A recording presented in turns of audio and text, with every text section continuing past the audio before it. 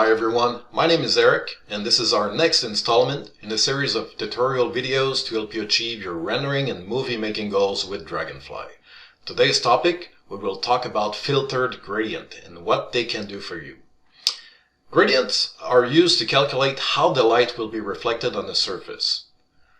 So as you probably know, when we clip inside a dataset, by default the application will use the original intensity values of the scan to compute the gradient.